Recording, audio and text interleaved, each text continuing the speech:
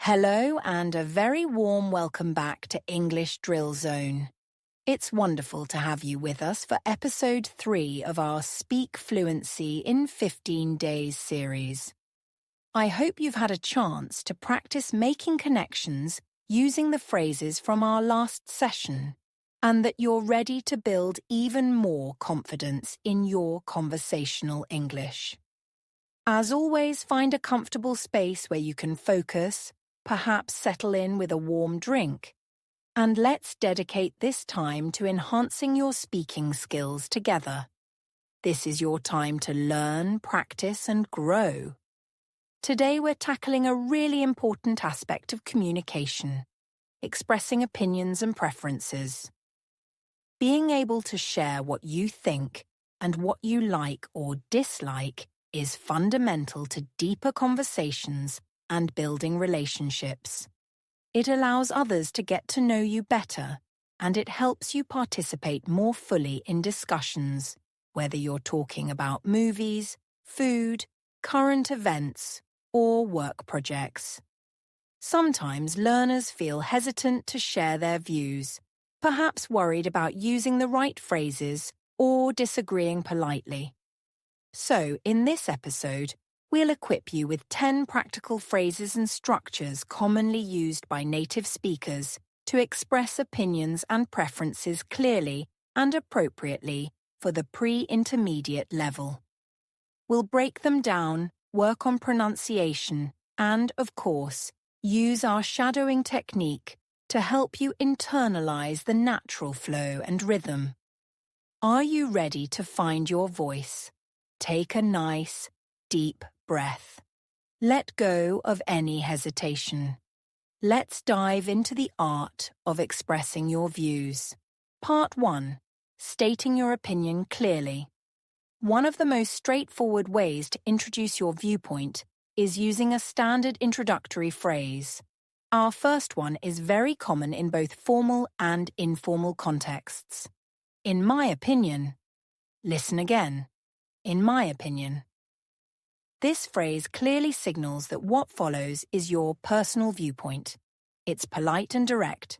You simply add your opinion after it.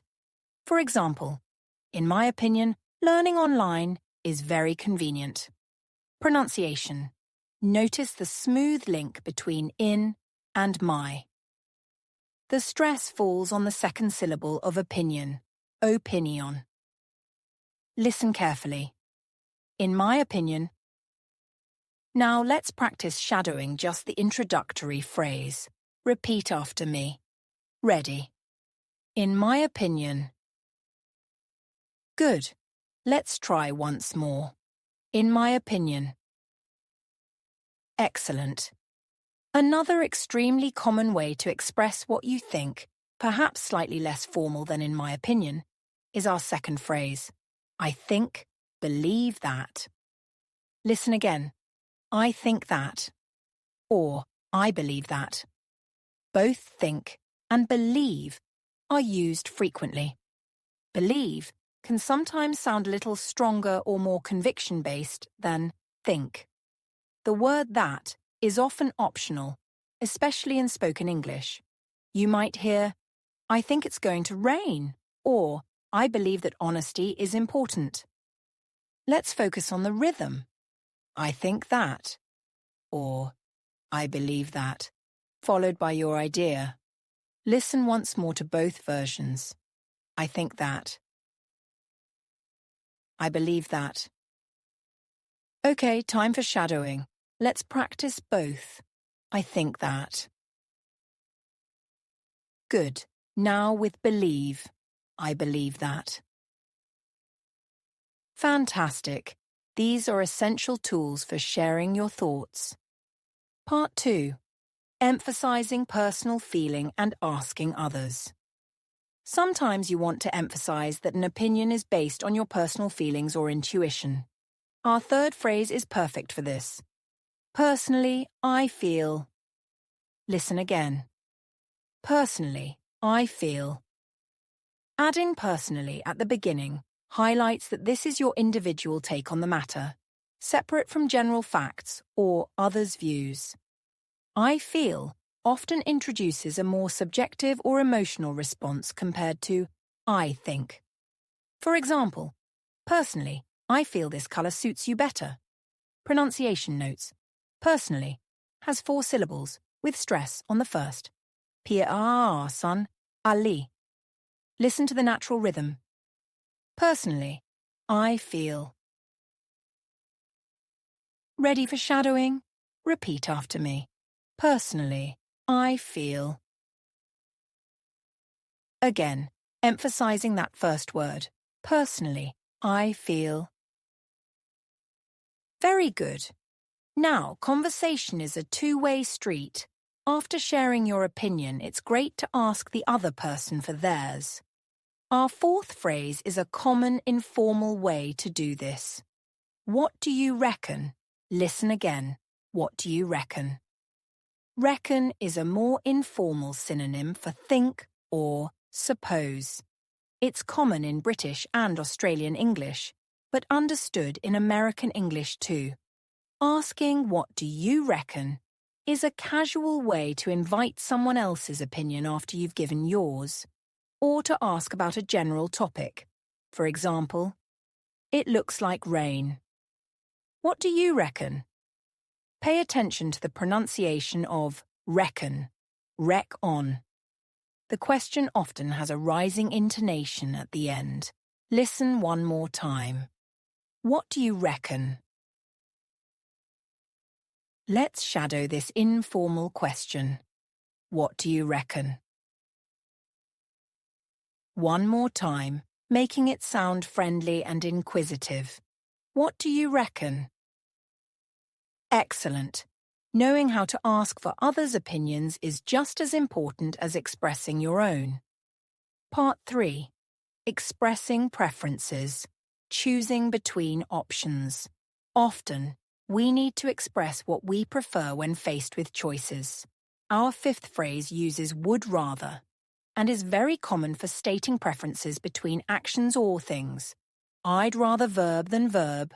I'd rather noun. Listen again. I'd rather.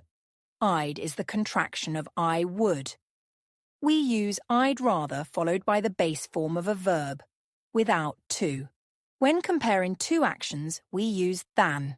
Example, I'd rather stay home than go out tonight.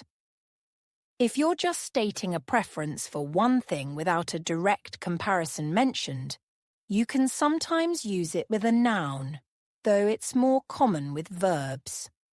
A very common standalone use is simply, would you like tea or coffee? I'd rather have tea, please. Let's practice the structure. I'd rather do something than do something else. Listen carefully. I'd rather walk than take the bus. Now, let's practice shadowing the beginning part and an example. I'd rather... Good. Now the full example. I'd rather walk than take the bus. Very good. Another extremely common way to talk about preferences, especially between nouns or activities, using the ing form, is our sixth phrase. I prefer noun, ing, to noun, ing. Listen again. I prefer something to something else. Notice the structure. Prefer plus item 1 plus to plus item 2. We use to, not than, with prefer. Examples. I prefer coffee to tea, or I prefer reading to watching TV. Pronunciation. Prefer has stress on the second syllable. F-E-R. Listen one more time to an example. I prefer cats to dogs. Let's shadow this structure with an example. I prefer reading to watching TV. One more time. I prefer reading to watching TV. Well done. Mastering I'd rather and I prefer gives you flexible ways to express your choices. Part 4. Expressing likes and dislikes. Beyond specific choices, we often talk about general likes and dislikes. Our seventh phrase is a nice way to express enthusiasm or strong liking for something. I'm quite keen on noon ing. Listen again. I'm quite keen on something. Keen on means very interested in or enthusiastic about something. Adding quite makes it slightly stronger than just, I like it. It's common in British English but widely understood. Example, I'm quite keen on learning new languages, or he's quite keen on hiking. Pronunciation, keen has a long E sound. Listen carefully. I'm quite keen on trying new foods. Time for shadowing. I'm quite keen on. Good. Now the full example. I'm quite keen on trying new foods. Great. Now how about expressing the opposite? When you don't particularly like something. Our eighth phrase is a polite and common way to do this. I'm not really a fan of noun ing. Listen again. I'm not really a fan of something. Saying you're not really a fan of something is a softer, more indirect way to express dislike than saying I don't like or I hate. It's very useful for being polite when disagreeing about tastes. Example, I'm not really a fan of horror movies, or she's not really a fan of spicy food. Listen to the flow. I'm not really a fan of waking up early. Let's shadow this polite way to express dislike. I'm not really a fan of. Good. Now the full example. I'm not really a fan of waking up early. Excellent. Being able to express both likes and dislikes politely is key to smooth conversations. Part 5. Stronger and softer opinions. Sometimes you hold a strong opinion, while other times you might want to express it more gently. Our final two phrases offer options for these situations. Our ninth phrase introduces an opinion with a degree of confidence or authority. As far as I'm concerned. Listen again. As far as I'm concerned. This phrase implies that you've considered the matter, and this is your firm conclusion, though you acknowledge others might see it differently. It's often used when you feel quite strongly about something. Example, as far as I'm concerned, punctuality is very important. Notice the rhythm. As far as I'm concerned. Let's practice shadowing this phrase. As far as I'm concerned. One more time with conviction. As far as I'm concerned. Good. Now, for times when you want to offer an opinion more tentatively or softly, perhaps because you're not completely sure or you want to be extra polite, our 10th phrase is ideal. It seems to me that. Listen again.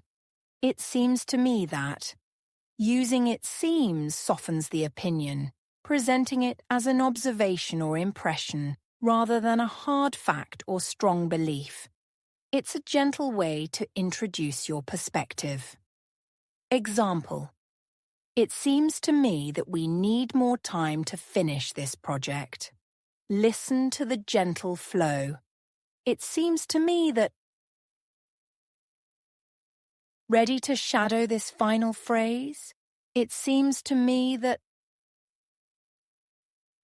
Again with a softer tone. It seems to me that. Wonderful. You now have a range of options, from strong opinions to softer impressions, and ways to express preferences, likes, and dislikes. Now, last part, 6. Reflection. The value of your voice. Today we've added some essential tools to your communication toolkit. Phrases for expressing opinions, preferences, likes, and dislikes. Being able to share your perspective is crucial for engaging in meaningful conversations and connecting with others on a deeper level. Remember that having an opinion and expressing it respectfully is perfectly okay, even if it differs from others. Using phrases like, in my opinion, personally I feel, or it seems to me that, helps frame your thoughts clearly. And knowing how to express preferences with I'd rather, or I prefer, and likes/dislikes with I'm keen on, or I'm not really a fan of, adds richness to your interactions. Don't forget the importance of asking others for their views too. Using phrases like, what do you reckon? Conversation thrives on exchange. Your challenge, should you choose to accept it, is to consciously use one or two of these new phrases this week. Maybe when discussing a movie with a friend. Personally, I feel the ending was, what do you reckon? Choosing a restaurant. I'd rather have Italian than Chinese tonight. Or simply stating a preference. I prefer coffee to tea in the morning. Notice how it feels to articulate your views. Pay attention to the responses. Every time you practice, you're building fluency and confidence in sharing your unique perspective with the world. And that brings us to the close of episode 3 of Speak Fluency in 15 Days. Thank you so much for your active participation and dedication today. Learning to express yourself effectively is a significant step in your language journey. Keep practicing these phrases. Listen back, repeat the shadowing exercises, and try integrating them into your daily English use. Consistency is the key to making them feel natural. I hope you feel more empowered to share your thoughts and preferences. Until our next session, take care, keep practicing, and value the importance of your own voice. It was great exploring this with you today. See you next episode.